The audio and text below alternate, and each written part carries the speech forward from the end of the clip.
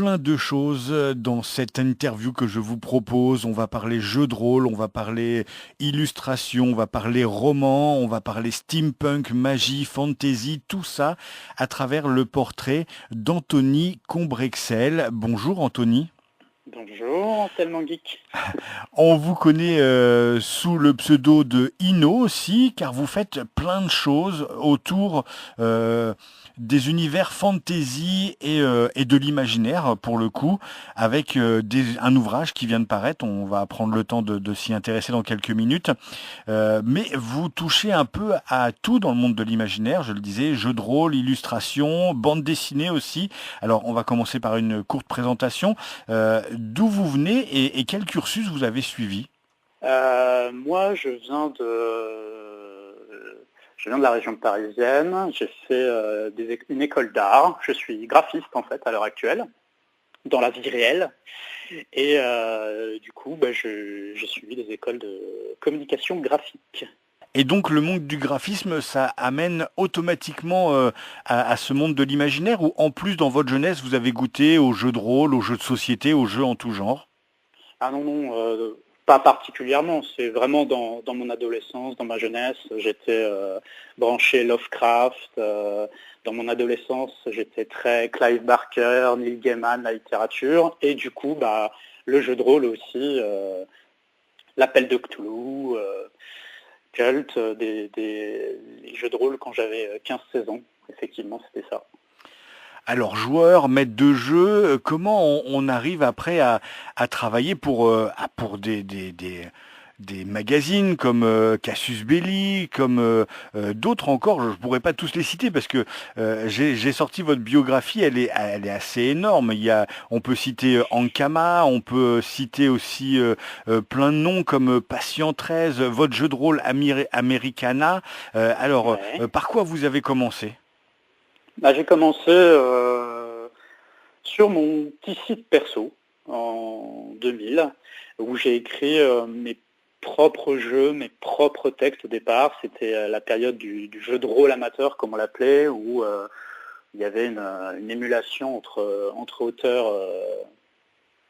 auteurs amateurs, et où on écrivait nos scénarios, nos propres jeux de rôle. Et de fil en aiguille, si on est constant, on se fait repérer par des éditeurs, ou on postule quand des éditeurs nous disent qu'ils vont sortir un nouveau jeu ou qu'on rencontre dans les salons. Et on leur dit, j'aimerais bien bosser sur ce truc-là, ou ils viennent vers nous, ce qui est plus rare quand même. Et de fil en aiguille, on rentre dans ce petit monde du jeu de rôle. En tout cas, c'est comme ça que moi j'ai commencé. Donc je peux citer un Cassius Belli, il y a eu d'autres magazines pour lesquels vous avez... Oui, Cassius Belli, j'ai fait, comment dire, pour la précédente version de Cassius Belli, j'ai écrit des scénarios contemporains fantastiques, parce que c'est un petit peu ma marque de fabrique, ma marotte, l'horreur ou le contemporain fantastique à la base, et j'ai écrit des scénarios dans quelques numéros. Il y a eu aussi un peu de bande dessinée avec Ankama. Ouais, un polar dessiné par Mathias Haddad qui s'appelait Silence, qui est sorti au tout début où Ankama se lançait dans autre chose que Dofus. Et ça a bien marché pour eux maintenant, parce qu'ils font aussi des jeux de société, de l'animation, plein de choses. Tout à fait. Et puis il y a les 12 singes, il y a aussi Dissident, la revue qui vient de nous quitter, le septième siècle. Vous avez John Doe, participé. j'ai beaucoup travaillé avec John Doe Édition. Ouais. Il y a aussi Asmodée, vous avez participé à des jeux. Alors Asmodée, des jeux. Alors c'était quelques annonces autour de Ground Zero, hein. Ah ouais, c'était pour le jeu de rôle Cops. C'était pour le jeu de rôle Cops. C'est comme ça que j'ai commencé d'ailleurs dans le jeu de rôle. Il y avait ce jeu de rôle donc où on joue des policiers dans le futur. Et il y avait un journal, une petite feuille de chou qui paraissait, qui était publiée en même temps que la sortie du jeu de rôle. Et dedans, il y avait des brèves à écrire. Et du coup, toutes les bonnes volontés, tous les auteurs, amateurs ou non, qui souhaitaient présenter un texte, pouvaient le faire et être sélectionnés ou non. Et du coup, c'est comme ça que j'ai commencé à publier, on va dire, en tant que professionnel même si à l'époque, c'est un bien grand mot, hein. Et puis comme vous êtes graphiste, vous touchez aussi à l'illustration, à la peinture, et on vous retrouve aussi chez John Doe. Et puis vous avez un site Mister Frankenstein. Exactement, exactement. Eh bien, en fait, j'aime bien tout faire, entre guillemets. Euh, L'illustration, ça permet aussi quand je m'occupe des visuels, de ne pas avoir à expliquer ce dont j'ai besoin, même si je ne sais pas tout faire, et ça peut être aussi mon problème, hein. Et du coup, ça va aussi plus vite, parce que moi, je sais ce qui me convient et ce qui ne me convient pas, et du coup, c'est vrai que c'est très agréable là-dessus de pouvoir illustrer ses écrits. C'est ça qui est bien avec le jeu de rôle d'ailleurs, c'est que c'est un média qui est très complet. On écrit de la mécanique, on écrit du scénario, on écrit du contexte, et en plus, moi, du coup, je peux parfois faire les illustrations et faire la mise en page, vu que je suis graphiste. Donc je sais un petit peu tout faire. Et puis on vous retrouve dans des univers qui sont pas les univers les plus développés, ce sont les univers un peu post-modernes. Il n'y a pas d'heroic fantasy chez vous, c'est plutôt des choses plus modernes avec du steampunk, de l'horreur, des choses comme ça. C'est vrai que l'heroic fantasy, c'est un genre que j'ai jamais trop goûté. Globalement, j'aime bien quand il y a toujours une petite teinte sombre à l'univers, enfin même une grosse teinte sombre à l'univers. Et donc j'étais très versé dans mon adolescence par tout ce qui était Stephen King, Clive Barker, tout ce qui était contemporain fantastique. Et c'est ça qui m'a marqué quand j'ai débuté, même si de nos jours je commence à me mettre un peu plus au médiéval fantastique, à ce genre de choses, parce que finalement les goûts ils évoluent et que en contemporain fantastique, en horreur, je commence à avoir fait un petit peu le tour de ce que j'avais à dire moi. Et puis on vous retrouvera très prochainement, on en parlera tout à l'heure après avoir Ouais, évoqué le livre, avec un jeu de société un peu innovant, même plus qu'innovant, chez Yellow, avec Château Aventure. Apparemment, vous avez participé à ce jeu qui promet de belles surprises. tout à fait, tout à fait. J'ai écrit un des scénarios de cette boîte de jeu qui sort fin février. Et il y a beaucoup de très beaux noms qui sont associés à ce jeu d'ailleurs, hein. Ah, totalement, oui. J'ai même peur d'en citer un seul, parce que j'en oublierai forcément un et il y en a une pelletée. On va s'intéresser maintenant à ce roman qui vient de sortir presque minuit. C'est aux éditions 404 éditions. Alors, avant d'évoquer le roman en lui-même, on peut déjà le dire, ce roman, c'est votre premier roman. Tout à Il est fait. lauréat du Grand Prix 404 Factory, qui est également un premier prix, puisque c'est une première édition. Comment ça s'est passé?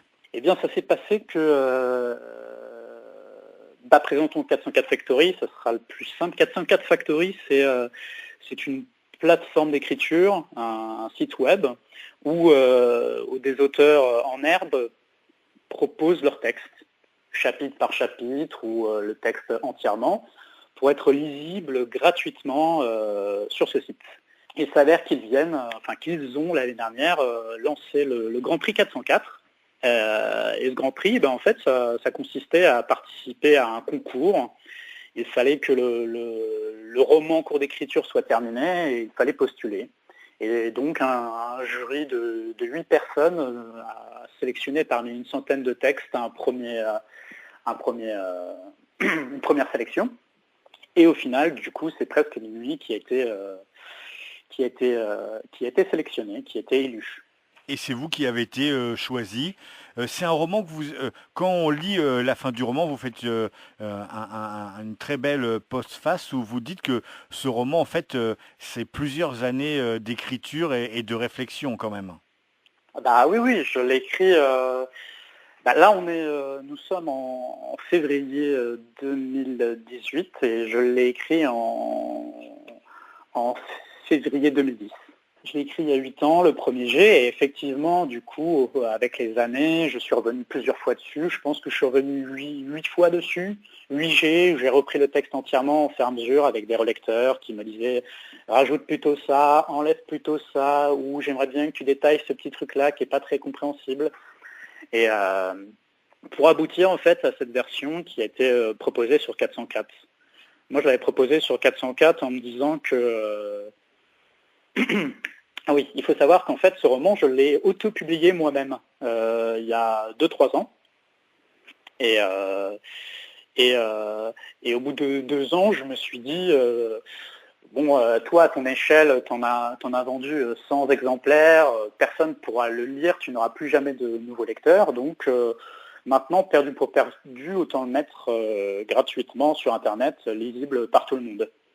Et c'est là que j'ai trouvé 404 Factory de 404 éditions, où je me suis dit, tiens, c'est une plateforme qui propose des textes entre guillemets geeks, donc avec des genres un peu marqués.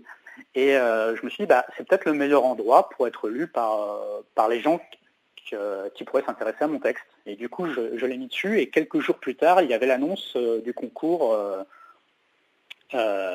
du Grand Prix 404 édition, 404 Factory, excusez-moi. Et je me suis dit, du coup, mon roman étant terminé, tentons, testons, essayons. J'ai rien à perdre. Et vous n'avez rien perdu puisque c'est vous qui êtes le lauréat de ce premier Grand Prix 404 Factory.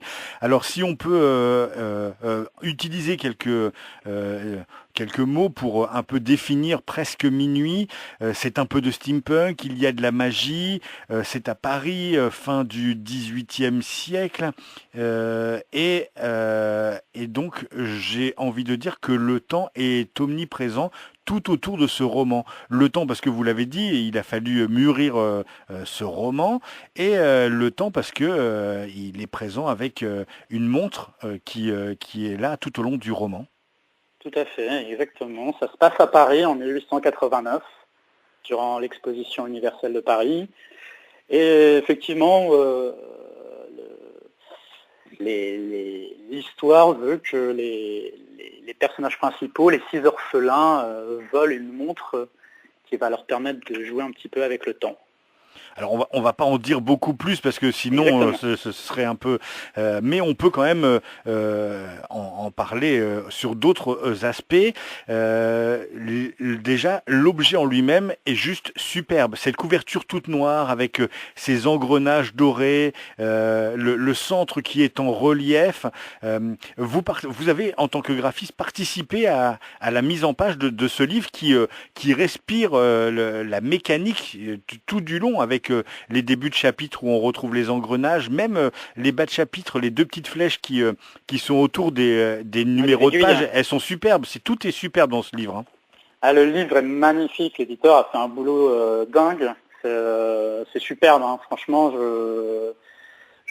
j'étais bluffé en tant qu'auteur de voir l'ouvrage. Vraiment, je trouve ça génial. Moi, sur le livre, sur l'objet en lui-même, je n'ai rien fait excepté le logo.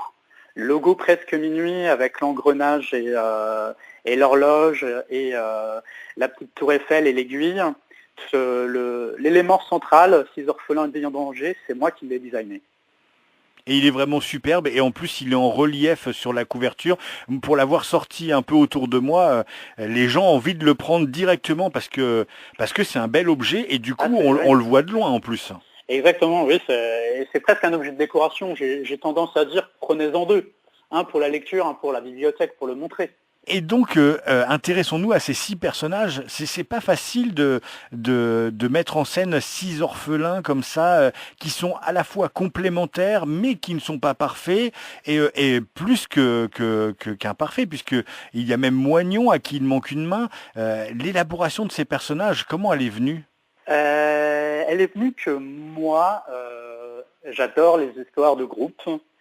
J'adore les romans, les séries télé, j'adore les jeux de rôle, où on est toujours un groupe complètement dépareillé, mais qui fonctionne ensemble. C'est quelque chose qui vraiment m'a toujours séduit. Je peux prendre aussi comme exemple le film Les Goonies.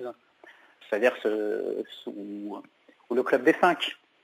C'est-à-dire j'aime bien ce côté Laurel et Hardy, avoir quelqu'un de très grand, très fin, quelqu'un à un côté qui est petit mais qui va être très rond. Et j'aime bien ces contrastes en fait. Et du coup, je me suis dit que j'allais essayer de trouver 6 personnages qui soient variés, qui aient tous leur tard, et qui se trouvent des surnoms qui ne soient pas valorisants, parce que c'est pas eux-mêmes qui se donnent leur surnom, mais c'est eux qui se le donnent entre eux. Et souvent, à cet âge-là, on a plutôt tendance à taper là où ça fait mal, plutôt qu'à se complimenter. Et du coup,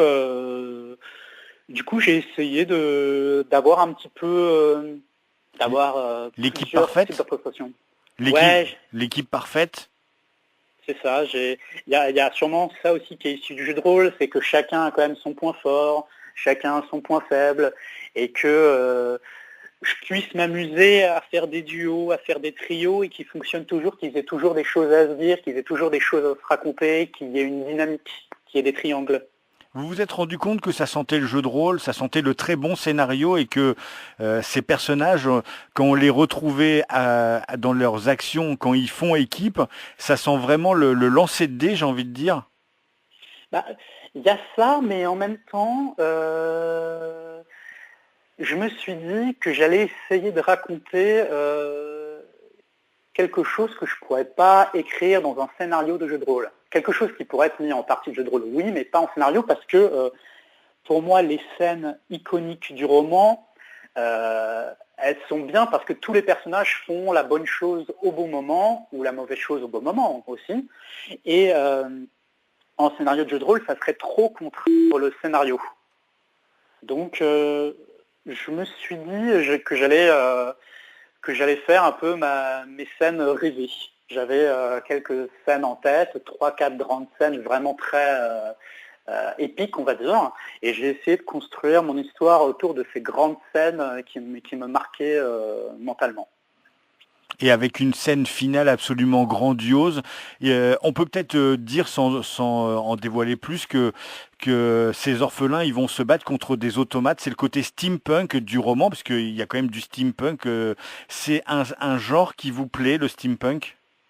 J'adore le steampunk dans ce côté assez dandy, élégant. J'aime qu'on soit à la période où la technologie, c'est de la magie, ou que la frontière entre les deux ne soit pas très marquée comme de nos jours. Et j'aime beaucoup cette époque. Et on est proche, on a encore des éléments qui sont proches de notre époque, et donc on a des repères pour pas se perdre. On n'est pas dans une période médiévale, par exemple, ou Renaissance. Mais en même temps, il y a quand même un décalage qui permet de s'amender de l'histoire à la lettre. Je le disais tout à l'heure, le temps est omniprésent tout au long de ce roman, et c'est même encore plus que ça, puisque tout au long du roman, et ils sont très très bien faits, vous placez des flashbacks en lien avec l'histoire. C'est-à-dire qu'à un moment donné, on fait un retour en arrière pour expliquer la situation ou ce qu'on est en train de lire dans le présent du roman. Ça, c'est le côté un petit peu cinéma. C'est-à-dire que moi, j'aime vraiment... je me suis dit, quand je l'ai écrit, c'était mon premier roman, je me suis dit, tu te fais plaisir, tu te fais un grand roman d'aventure, du coup, tu pourras te permettre pas mal de choses que tu ne te permettrais pas en contemporain, dans ce que j'ai été habitué à écrire en jeu de rôle. Et tu te fais ton grand film d'animation, tu fais ton Steam Boy, tu te fais vraiment ta grande aventure. Et j'ai oublié la question.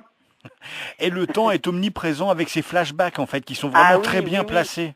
Oui, effectivement. Et du coup, il y a quelque chose de la série télé et du film de quand un personnage est en pleine action en train de faire quelque chose, et il y a une coupure, et pendant 2 à 3 minutes, on va voir raconter ce qui s'est passé avant, ou comment il en est arrivé là, ou pourquoi il a cet objet-là, ou pourquoi il rencontre cette personne-là, ce qui lui permet d'avancer. Et je voulais avoir quelque chose de très très très rythmé, alors parce que j'adore ça, parce que c'est en rapport avec le roman, avec le temps.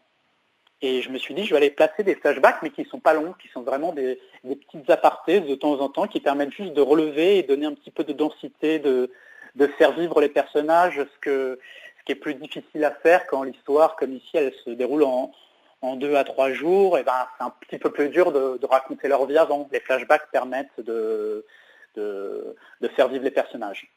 La première fois que les orphelins jouent avec le temps, c'est un peu déroutant. On s'en aperçoit pas, puis moi je m'y suis surpris à plusieurs fois parce que je me suis dit, mais je suis en train de relire le même passage Tout qu'il à y a fait. 10 lignes plus. C'est vraiment super bien fait, au niveau du travail. On est totalement surpris par ce passage. Alors, cette remarque, on me l'a fait plusieurs fois, effectivement, et l'idée, c'était que le personnage qui expérimente le remontage de temps, le lecteur soit dans le même, ressente la même chose que le personnage. Donc, pendant quelques secondes, il se demande et il se dit quoi? Qu'est-ce qui se passe, hein? Et le lecteur se dit pareil en disant il y a eu un bug dans mon roman, ils se sont plantés, qu'est-ce qui se passe? Et après, on comprend et on fait ah, exactement au moment où le personnage se dit la même chose.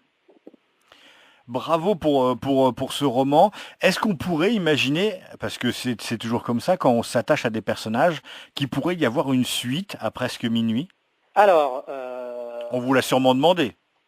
ouais, enfin, on m'a déjà posé la question, c'est sûr, mais la réponse, elle est double, c'est oui et non. Alors, non, on va le faire comme ça, parce que le roman lui-même, il fonctionne en soi, donc il n'y a pas besoin d'une suite. Par contre, effectivement, si jamais c'était un succès ou que l'éditeur me demandait, moi, je me suis toujours dit que je pouvais écrire non pas une suite, mais un roman dans le même univers avec les mêmes personnages peut-être 2-3 ans plus tard. C'est-à-dire les personnages qu'on a appris à apprécier, qui sont présents à la fin du roman, ils ont évolué et on peut avoir une nouvelle aventure pour un nouveau roman. La suite de Anthony Combrexel, c'est quoi? Parce que du coup, j'imagine qu'il y a la promo de ce livre, hein. On voit sur les réseaux sociaux qu'il y a de superbes affiches que l'on peut trouver dans Paris. Il vient juste de sortir, il faut que les gens se jettent dessus, le lisent, le découvrent. Mais vous, du coup, vous êtes déjà passé à une autre étape? Alors moi, oui, effectivement, je suis sur 2 autres romans. 2 autres romans que j'ai écrits ces dernières années aussi et que j'essaye de reprendre. Donc il y en a un qui s'appelle pour l'instant Réservoir Girl, qui est une sorte de magicien d'Oz à notre époque qui aurait été revisité par Tarantino. Donc où on suit une jeune ado dans le Kansas qui s'en va en voiture et qui est poursuivie par des mercenaires, par des serial killers, par des sorcières avec des losers, des bras cassés et des criminels. Donc quelque chose de très très fou. Et un autre roman qui est un roman contemporain fantastique qui se passe à Paris et qui lui est un thriller fantastique dans le milieu du spiritisme parisien. Ça sent très bon le roman de qualité. Merci beaucoup. Et puis peut-être, alors l'actualité, on en parlait, il y a aussi le jeu de société Château Aventure qui va sortir. Est-ce que ça Oui. veut dire que vous allez continuer à vous partager entre le roman, le jeu de rôle, le jeu en général? Alors je fais tout ça sur mon temps libre. Donc en fait, je fais un peu au gré des envies, au gré des opportunités, au gré des propositions. J'ai des projets dans tous les genres, dans tous les styles. Et c'est vrai que quand je vois que, par exemple, Château Aventure, c'est Yellow qui est venu vers moi, Ludovic, et qui m'a dit tiens, j'aimerais bien que tu écrives un scénario pour ce jeu-là, pour Château Aventure. Et du coup, j'y ai vu justement l'occasion de changer de mes habitudes. Et j'ai écrit un scénario médial fantastique, loufoque, complètement loufoque, avec des ogres losers dans un château, et il faut s'échapper du château. Donc quelque chose de totalement différent, et ça me permet justement de varier les plaisirs et d'essayer de pas totalement m'enfermer dans un style. Merci beaucoup Anthony Combrexel, que l'on connaît aussi sous le pseudonyme de Ino. Quelques liens pour retrouver l'actualité. Il y a une page Facebook Mister Frankenstein qui est tenue à jour régulièrement par vous-même. Ça amène même vers un site internet qui est www.mrfrankenstein.com/wordpress. On retrouve toute cette bio, tout ce que vous avez pu faire. Et du coup, ça renvoie vers plein de choses qu'on a envie de découvrir. Le jeu de rôle, les critiques, les scénarios. Merci beaucoup. Et puis on rappelle que presque minuit, l'histoire de ces 6 orphelins, de cette ville en danger, puisque Paris est énormément présente dans le livre, on peut le souligner. C'est chez 404 éditions et qu'en plus, c'est le lauréat du Grand Prix 404 Factory pour la première édition de ce prix. Merci beaucoup. À très bientôt. Merci à vous.